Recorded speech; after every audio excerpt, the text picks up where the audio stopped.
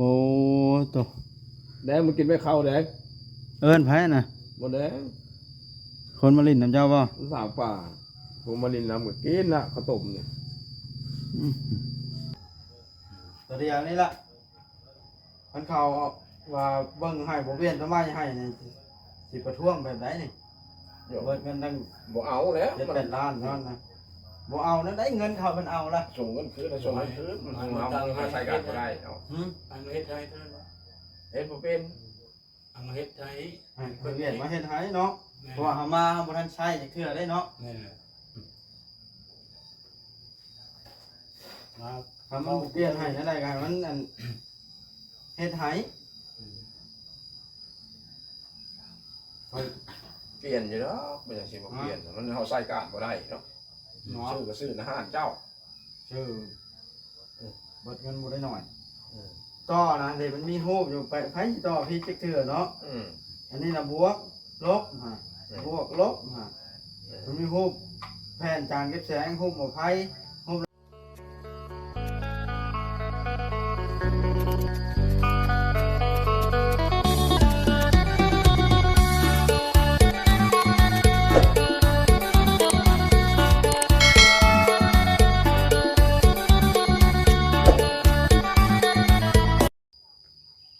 โดยพี่น้องเปิดภาพขึ้นอีกครั้งก็อยู่เพื่อนท่านหมอ50ได้กะเกียมเตรียมเอาอันนั้นไปเปลี่ยนก่อนพี่น้องเลยเอากระดับเตอร์หัวซากหมอแบตโอ้ฝนตกคืนนี่น้ำเข้าแล้วพี่น้องเลยหางลิ้นเขาให้สั่งปื้อเฮ็ดวานนี่พี่น้องเลยเด้ใส่ท่อยังละเอียดบาดนี่คือสิโจกลงข้างแน่ละบาดนี่เนาะโอ้ใส่หางลิ้นข้างแน่ก๊อกกับรุ่นเปิดใส่เข้าพอพี่น้องเปิดอยู่ห้องน้ำแต่ว่าแต่เฮ็ดมาในพลกระตกยังบ่แห้งเพราะแต่เป็นไปปล่อยพี่น้องเลยเฮ็ดหางลิ้นใหม่นี่ช่วงนั้นน่ะเฮ็ดสังกะสีแล้วมันรู้ไปเด้ทอสร้างนี่โอ้บ่ได้ให้กิรันเอาเน็บใส่อันนี้ไว้เทื่อได้ในอนาคตได้เข้าไฟผ้าลงได้นี่ได้ต่อใช้อีกได้นี่แล้วให้เมียนเน็บเข้าถึงสังกะสีนะกันตากแดดไว้มันอันนั้นได้เด้อ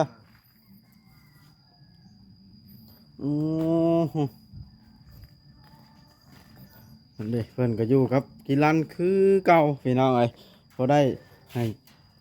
บอกกิรันเพิ่นอันเตรียมเมียนเครื่องเมียนของให้แล้วก็เฮ็ดกินเฮ็ดอยู่ทูทันหมอกินสำบายดีเบัดทุกคนโตเนาะพากันอยู่2คนอมแอมอยู่นี่บ่จูดยาอุดยุงระวังมันใหม่มุ่งใหม่นี่เด้อกลางค่ำกลางคืนนะ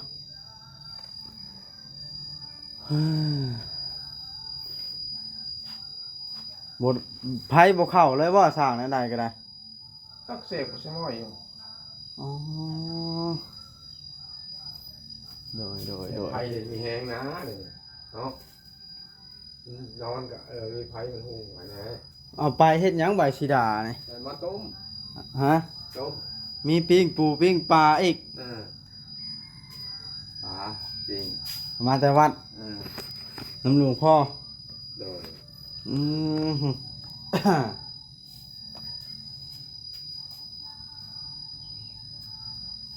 ตัวนี้เนาะก็ทั้งนั้นเนาะกันอันไข่มันแม่กันไว้เนี่ยมันก็เข้าง่ายหรือยังหมู่หมามากลางคืนนะบ่ แล้วบ่จะให้มีแต่เข้ามานี่ไผ่จะเข้ามาไป อืม เป็นได้คนมาหาอีกอยู่บ่ของมือนี่ มีอยู่ หรือยังไหลหยาบๆอยู่ มีอยู่ไหน อืมอยู่ก็สำบายเนาะ กินข้าววัดซะก่อนต่อได้คนมาอยู่น้ำเนาะ แล้วคนมาอยู่น้องเนาะเลยมาขออยู่น้องก็อยู่แล้วปกติบ่ พ่อ ทา แม่ น เพิ่นก็แยกทางกันแล้ว ได้พ่อหน้านะเนาะบ่แม่นแยกทางเนาะ พอหน้า แล้วพ่อแท้ๆล่ะตายอืม จะ85พอไป ปี85 75อะไรนะ85 ลานไปตู้ท่าเนาะ ตัวขาเนี่ยอันนี้ ค่อยบ่แม่นค่อยเคยเห็นเจ้าอยู่ในเฮือนแม่ตู้ท่าแต่ค่อยบ่จื้อใช่ไหม เคยบ่ เคย ว่าข่อยเคยไปจ้ะอืมเบิ่งค่อยไปเอาอันกาลบิดก่อนไปหั่นนั่นไปไข่เฮือนหั่นนี่เจ้านะอืมไปเอากาลบิดก่อนเด้อพี่น้องเอ้ยฮะพี่น้องเอ้ยไปหั่นเอาอันหม้อกระดับเตอร์อันนั้นเบิ่งหรือจะทำสร้างหลายอันโอ้คืนบ่ได้ไปก้านเครียดบ่ บ่ อ่าลองการมึงดูนี่ล่ะพี่น้องเพิ่นว่าให้เอากระแจลงมาล่างบ่วัดก็ว่าสิมาเฮ็ดอยู่แต่ว่าถ้ามามันได้ถืออุปกรณ์มาหลายอันเพราะว่าสวรรค์มาเจาะแล้วก็อันนี้แต่ว่ามีกีรันมาอยู่ล็อกให้อยู่พี่น้องมันก็เลยท่านหมอว่าบ่เป็นหยังซ้ำนี่เหรอก็เลยอันนั้นโอ้ไผบ่สากเลยพี่น้องเลย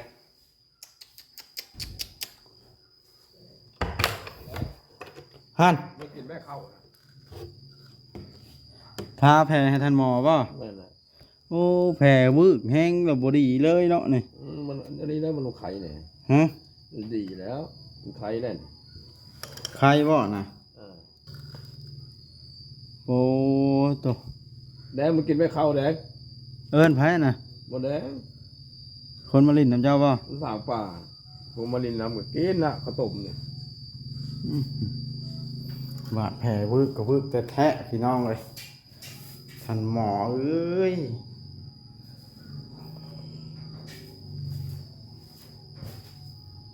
นี่พี่น้องครับจะเอาตัวนี้ล่ะไปเปลี่ยนนะ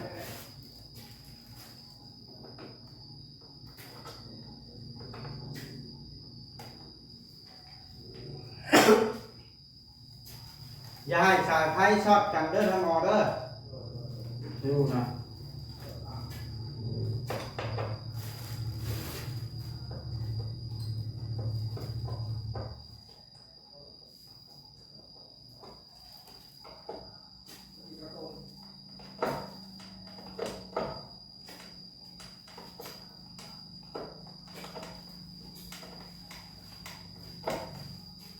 หันเอาตัวนี้แหละพี่น้องเลยเดี๋ยวเข้าไปสโน่ไก่นะหมอมันก็มีผู้มาอยู่น้ำลายอ่านแล้ว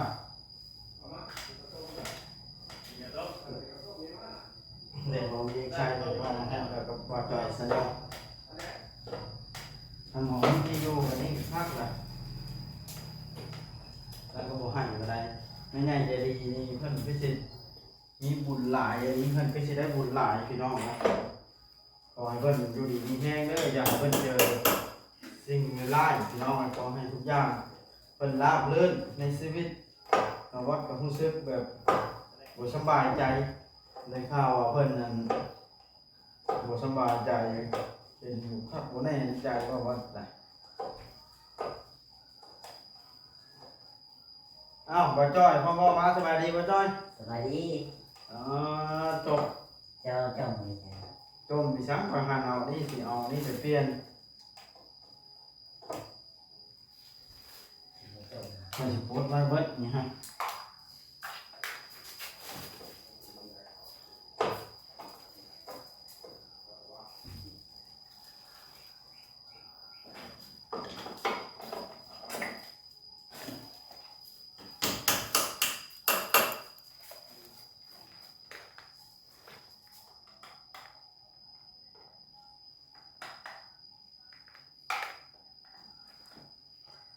มันเป็นอย่างนะ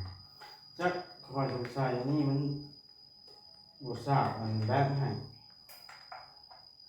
เอ้าออกได้จะได้บ่จ้อยเลย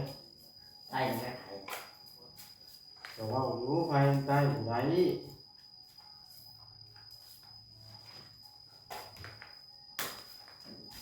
แล้วจะให้กีฬาหาเลาะ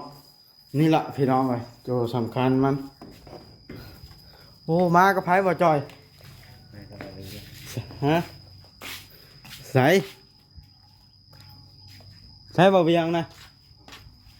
ฮะเพิ่นเฮ็ดหยังอะน่ะเอาสบายดีอ๋อตัดผมเฮ็ดช่องนักเลงแท้นี่ ยเจ้าคือบ่เรียนแบบ โอ้มีคนต้นไม้มิกอยู่หน้าเฮือนท่านหมอนี่ ต้นมะม่วง ต้มแดงมะม่วงแน่ อืมเด้เอาสบายดีไอ้มาเล่นน้ำท่านหมอป่ะโอ้ทางปากอุปกรณ์ป่ะนี่ใช้สร้างปืนนะ จับเพิ่นได้เลย ยังบ่ทันมาป่ะ เอาไว้เอาตัว โอ้ผมจะโทรหาเพิ่นกันเพราะว่ามีเวียกกับเพิ่นจักหน่อยหนึง เอาตัวชุกก็เลยเอา ให้หยังลุงหมอหมูชุบมาเฮ็ดหยังอันนี่ เลย โอ้ปันมันมันกินบ่อ๋อมีน้ำใจอีหลีท่านหมอนี่หลวงพ่อเอาให้บ่ เอา นี่สาเหตุนี่ข่อยย่านตัวนี้เราบ่ฉากไผแล้วข่อยสิเอาเข้าไปเปลี่ยน จักแล้วบ่อยากเนาะจะเป็นตัวไรเพราะเอาไปเบิดไหนก็เบิ่งเบิดนะ ดูใช้ เดี๋ยวเนาะแล้วก็เอาไปมันเป็นแล้วมันเอาไปจักแล้วเนาะ เอาสิได้ แค่นั้นเลย จานใหญ่ๆนี่ หมดตัวนี้ตัวนี้ โอ้ยหมอยกอันน่ะ เออ มันสิเป็นหยัง ถ้า อัน เป็ น่ะ นหมดสร้างได้ใช่เนาะ เป็นนั้นตัวนี้ ตัวเดียวนี่ล่ะมันเขาว่าเบิ่งให้บ่เวียนทำไมให้นี่สิประท้วงแบบใดนี่ เดี๋ยว เบิดเงินตั้ง บ่เอาแล้วมัน 7-8ล้านเท่านั้นนะบ่เอานั้นได้เงินเขามันเอาละ ส่งเงินคืนส่งเงินคืนมันเอามาใช้การก็ได้เอา อังเฮ็ดไทยเท่านั้น เฮ็ดบ่เป็น อังเฮ็ดไทย ให้เพิ่นเวียนมาเฮ็ดให้เนาะเพราะว่าเฮามาเฮาบ่ทันใช้จักเทื่อได้เนาะ นี่แหละมา ถ้ามันบ่เปลี่ยนให้ได้ก็ให้มันอันเฮ็ดให้ เปลี่ยนอยู่เนาะไม่ใช่สิบ่เปลี่ยนมันเฮาใช้การบ่ได้เนาะ เนาะ ซื้อก็ซื้อนะฮะเจ้า ชื่อเบิดเงินบ่ได้หน่อย อืม ต่อนะเดี๋ยวมันมีรูปอยู่ไปไผสิต่อพี่จักเทื่อเนาะ อืม อันนี้น่ะบวกลบฮะบวกลบฮะมันมีรูปแผ่นจานเก็บแสงรูปหมอไผรูปหลอดไผต่อหลอดไผเข้าในนี่ใต้ได้อยู่นี่ต่อตรงก็ได้ มันบ่มีไผเลย นะ ไผบ่มี อ่า ได้ผู้นึงน่ะจ้ะ ตายมาเวียงชัย อ่า นะเพิ่นยังเปิดคลิปอยู่เนาะพอ เออ กินได้แม่บ่จ้อยข้าวต้มนี่ แม่ทำหนู จักคนแล้วมาลิ้นน้ำมานี่ เดี๋ยวจะฮอด10จะได้ มันฮอดชิปอีกล่ะก็แต่เจ้าเราบ่ย่างไปใช้มานี่ จะจากย่างก็ได้จะคนนั้นมาจะได้คนนี้มาที่ไปปลาหมูเนาะอายุนี่นี่ เรียบร้อยแล้วบ่บอสแกะอะไร แกเรียบร้อยหังยังบ่ได้ไปเปลี่ยน บอก แม่น เพิ่นให้ไปเปลี่ยนบ่ จังว่านี่แล้วนั่นก็ลองมึงก่อน อ๋อแห้งบ่น่ะ ก็พอได้อยู่บ่ถึงกันแห้ง ท่าน นะ หมอลองยุ่มเบิ่งได้ท่านหมอ ได้เยอะ ได้แล้ว ได้ ลองยุ่มเบิ่งอยู่ เรื่องมันก็ได้ ได้อยู่บ่ จับได้เยอะ ได้เนาะ จับ ถึงมันบ่ได้นี่มาให้มาบดปี แล้วบ่จ้อยไปหยังใช่เดี๋ยวนี้ เออ มาถ่ายคลิปนี่แหละ คือบ่ถ่ายคลิปใช่เนาะ หักเอา ถ่ายยังถ่ายโยมยังถ่าย มาถ่ายคลิปท่านหมอบ่เล่าเรื่องได้ท่านหมอ ถ่ายเล่นไทยแล้วบดมี ถ่ายเรื่องไฟลาบ่มีนี่เดี๋ยวแก้ไขให้ก็ได้แล้วเนาะท่านหมอบ่ยากเกินความสามารถข่อยดอกเนาะหรือจะบ่ไว้ใจข่อยบ่เด้อนี่ ไหลเยอะก็ให้มาเบิ่งให้ฮะให้ ฝนบ่ได้ตกบ่ท่านหมอคือว่าฝนตกบุญๆอยู่บ่มีน้ำ รอตรงบ่แห้งเลย ก็พอแต่หลังคาซุ่มนี่เนาะ ตรงบ่ เอ แห้ง บ่คือบ้านเฮาเลยเนาะ ตรงบ่แห้งพอแต่นี่ยา แหมยังมีเฮาก็ต้มบาดนี่ มีครบมะม่วงซุกข้าวเหนียว วันชินแน่มื้อนี้เนาะ เส้นเด้ น เวลาเนี่ยเจ้าเอาไปสัมภาษณ์เบิ่งเด้อเจ้าเคยสัมภาษณ์ว่าไปมาจังไดจังมาอยู่นำท่านหมอนี่ ไปอยู่ท่านหมอบ่อน อันนั้นแล้วจะว่าของเราไปนั่งสัมภาษณ์เบิ่งดู อันนี้ก็บ่จอย เรื่องราวของเพิ่นเจ้าฮู้บ่ บ่ได้ฮู้แล้วเจ้าสัมภาษณ์เราแล้ว ค่อยสัมภาษณ์แล้วค่อยน่ะขอให้เจ้าสัมภาษณ์เบิ่ง ไปทางออกมา มา สิ ที่กี่หลัง มันสิคือกันบ่หั่นน่ะ แบบเก่าแล้ว คนเร่ร่อนมาอยู่นั้นท่านหมอพอดีมับเป็นผู้ดูแลท่านหมอนะ ไปเอา อีรัน ไม่ขาดท่าน คือพ่อแม่เราบ่มีคือเว้าเลยเนาะบ่มีวันอยู่วันเช้า นี่ร้านจำ นี่ นี้ มันอยู่มันมีคนกินเนี่ย บ่มีมันกิน ข้าวสัมปลากัน มาอยู่นํเจ้าแล้วสิได้กินหยังซะ กินก็ต้มก็เสพไปวันนี้นะ เจ้าก็คือบ่ได้มีข้าวอยู่แล้ว ก็กินไปนี่อยู่แล้วก็เฮ็ดได้นำบ่ตีเวลาก็อยู่แล้วกิน เจ้าอยู่ว่าได้เฮือนนอนนี่มันนอนนะฝนตกแล้วบ่เปียกเจ้าเนาะ ฝนตกคืนนี่ก็ทางนอน บ่มีเปียก มีเปียวโอ้ยมัน โอ้คำพายุลมผัดลิบเขาไหนเจ้าเนาะ มันมานอนโอ้ยฝนเจ้านอนก็พัก บอกว่าจะถ่ายได้แล้ว นอนกันครับ นอนก็คักรับคักกะลีนี่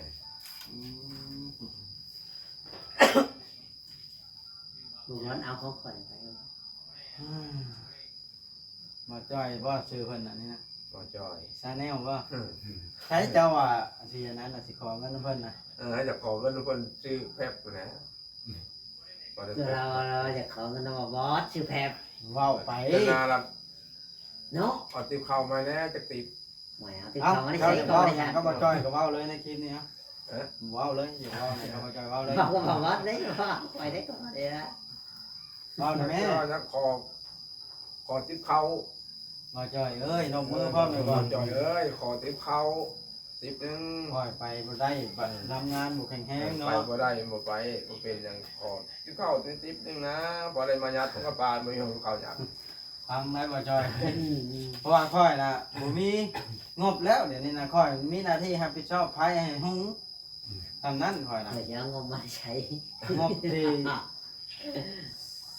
ใส่กับมันหลายอันเอามาแบบจักมันยังเป็นยาเนาะลุงหมอ ตั้งแต่ทุกอย่างนะแต่การเก็บแสงลายมึงแหละเป็นเดือนแหละโอ้เล็บคือมันกินไล่พี่เลิกแท้นี่ บ่ทันอาบน้ำได้นี่ หมดทันได้ตัดบ่ ยัง อืม ไม่แม่นาน สมมติเอาไปเปลี่ยนบ่ได้ได้เห็นอะไร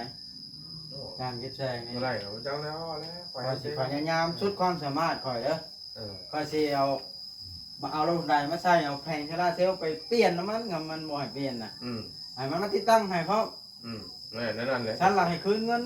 นั่นแหละจะ โยมมันบ่ได้ ชื่อเจ้าก็ชื่ออาหารเจ้าหรือชื่อเงินขำหลายเมื่อใส่บ่ได้ โยเงินกันเงินดำ1,000 บาท 2,000 บาทนี่บ่ว่าหยังดอก เป็นว่าผ้า อันนี้เป็นหมื่นป่าย อันนี้มึงใส่บ่ได้ แล้วก็ใช้บ่ได้โยค่อย เป็นผ้าเขาก็บ่เป็นดอก ก็ฮู้สึกผิดแล้วฮู้สึกผิดหยังฮู้สึกผิดก็แม่ใหญ่เพิ่นเพราะว่าเพิ่นไว้วางใจค่อยให้มาดูแลเรื่องแบบนี้แล้วบัดเฮ็ดบ่ได้นะค่อยก็เหงาเถิบ กับบริตีตีเจ้าก็ใช่ว่านั่นนั่นเอาไปซื้อมาก็ใหม่มา เอาก็ซื้อใหม่ๆแล้วบ่ได้ตัวอีกบ่อนใดก็ได้ราคามันก็อยู่ใช้ก็เท่านั้น แล้วมันใส่บ่ได้เลย อยู่ทางแนวบัดนี้ แมลงมาเซเบิ้งเอาไปเนาะแล้วจะพุ่งแล้วก็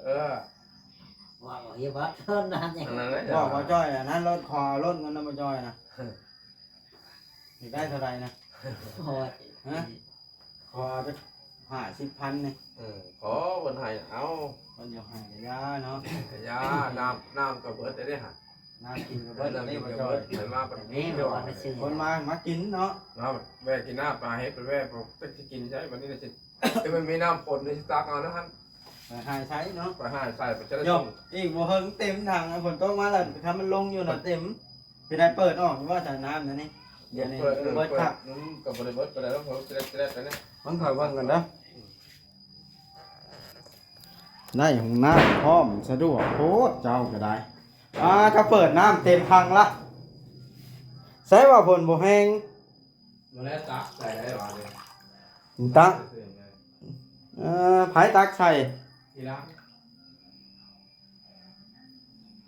โอ้ยีรันย่วงหิวเขามาใช่ ทีมาใส่ พร้อม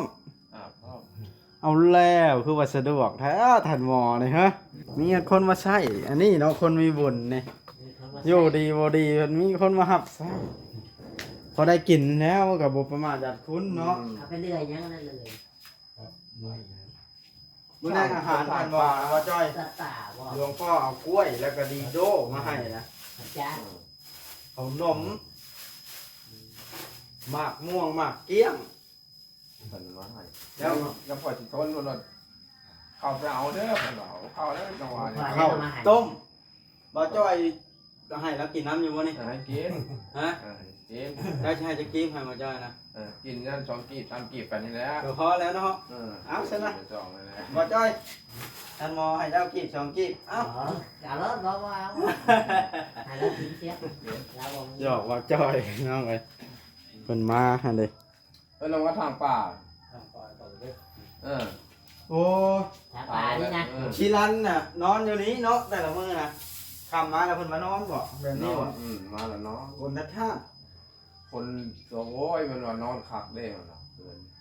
คนโอ้ยจะโอ้นอนคัก อ้าวได้เพื่อนงามกว่าหมู่เบิดในบ้านนี่หลายคนบ่ยอมเจ้านะ หลายคนมาแล้วเว้ยน้ำก็หามาเอาหมดในชีวิตแล้ว มีแต่คนมา ก็ กิน ไม่มีน้ำนั่นจะหา Thả bà đi ba. Thả bà lên đi. Làm cha rồi. จักแล้วเขาเข้าแล้วจ้ะนี่ไง Thả con tên thì cho cô Hương. บอกเขาท้ามันบอกเขาท้าดีครับ Cho vô mấy thả nó thân. เป็นดิ่งเขา บ่จ้อยบ่ไปหาทางรถจะหน้าบ่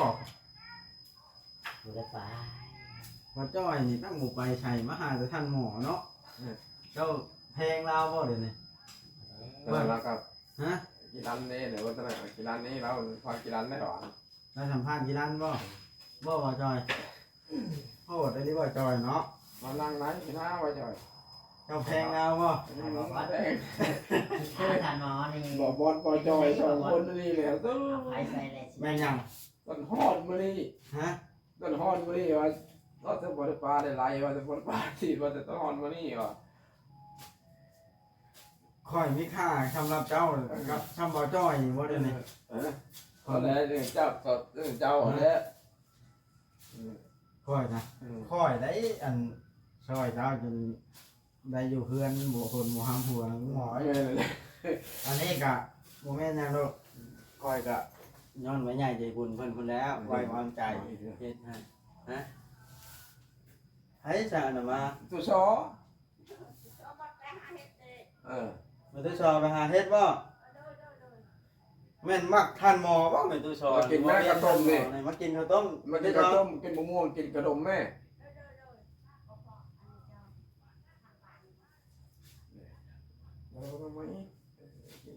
หลายคนเนาะอย่างมาแตงอ่อนก็จักมาสิเป็นอันอื่นล่ะยันคนเว้าเนาะ บางคนก็เข้าไปจากมาหลายคนเนาะเขาจากมาดินมาอย่างน้ำหมกคนนึงโอ้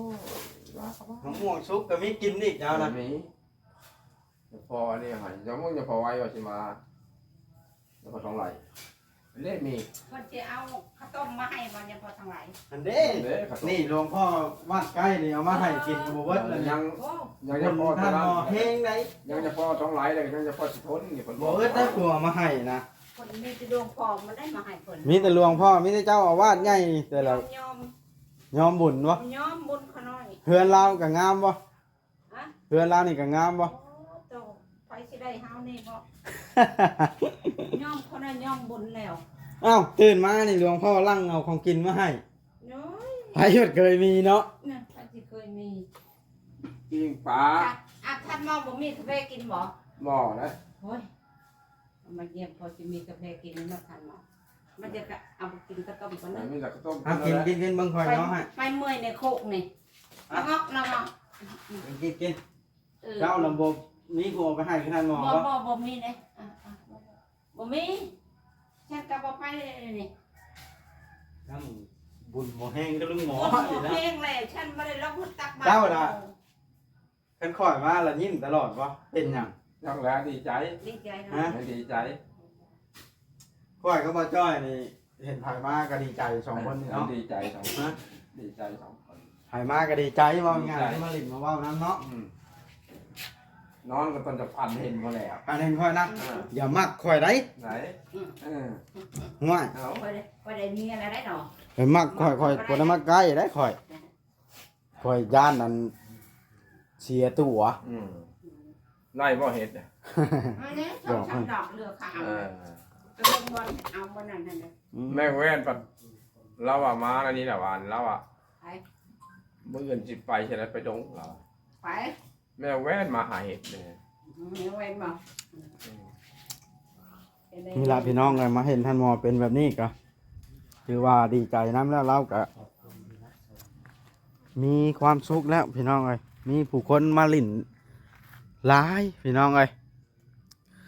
ลังมาลิ่นน้ำลาแต่ละมือทั้งหลวงพ่อหลวงยังหลวงพ่อชายๆจังหน่อยเพิ่นก็มาแล้วนี่พี่น้องอยู่วัดบ้านนาโพบ่ได้หลวงพ่อก็บ่แม่นใกล้เด้แล้วก็วัดใกล้นี่ก็มาหลวงพ่อสิทนก็มาพี่น้องเลยหลายท่านมีแต่เจ้าอาวาสของวัดแต่ละบ้าน